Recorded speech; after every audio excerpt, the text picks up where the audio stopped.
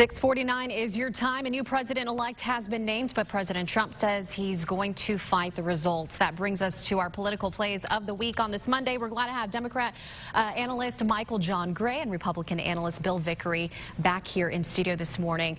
So, yes, let's start with that. So, President-elect Joe Biden, he's moving ahead, moving forward with getting his transition team, looking at a coronavirus task force. But how does this all play out with lawsuits in place, recounts happening in several states, still not making a determination on who's won? Well, it'll still sort out.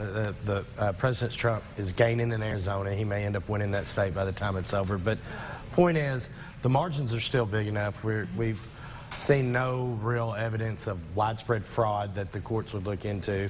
So this plays out as the president doing what he's supposed to do to keep his base energized and engaged.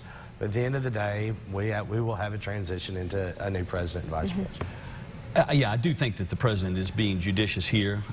You want to make sure that the rules were followed in Pennsylvania and in Michigan and some of these states. You want to make sure that the rules that were put in place by Democrats in those states weren't biased to begin with. So that's where a lot of these lawsuits are going to work their way up through the federal courts. And so I will say, I think, I know the Vice President Biden came forward on Saturday evening in the midst of great college football games, by the way, and it called for calm and peace and everything else. And I think the rhetoric from his standpoint is going to be that, while the actions from his team are going to be completely different. So, you know, the president's remained fairly quiet. I think that helps the situation in terms of the national mood. So we'll see going forward. Should any of these lawsuits gain traction, though, then I think we could be in an odd spot. Could that change what we see come January? No, absolutely not. And let's be clear. President Trump won some of these states that he's now contesting by razor-thin margins 4 years ago with the same Democrats in charge and the same Democrats that set the rules. True. So I appreciate Bill's point there. But the point is, there's a process, there's a system. There should be a message for unity. The president's somewhat being quiet, but his family and his advisors are out there. The point is, not everybody's always happy with the result of an election, but the country's got to move forward.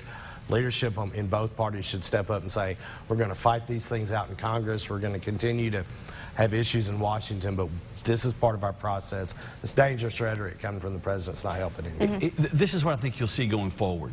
Nancy Pelosi has a 7 vote. If things continue to play out as it looks like they will, could have a 7, 6, or maybe even 5 vote majority in the U.S. House of Representatives.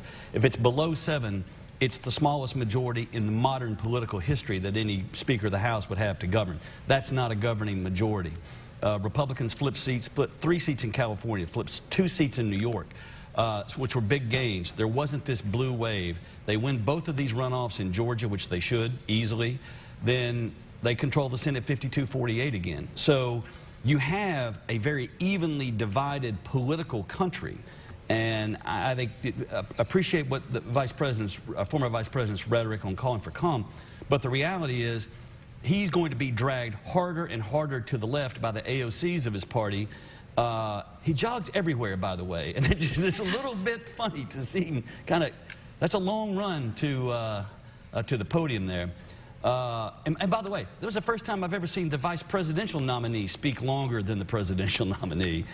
Even Sarah Palin didn't speak that long. So I think we're going to. As long as she could. I thought, good point. Good point.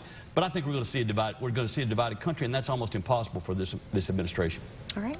Did you want to mention anything else? Yeah, I think the one thing we'll say to that is we do have a divided country. The vote showed that. It was a very tight election.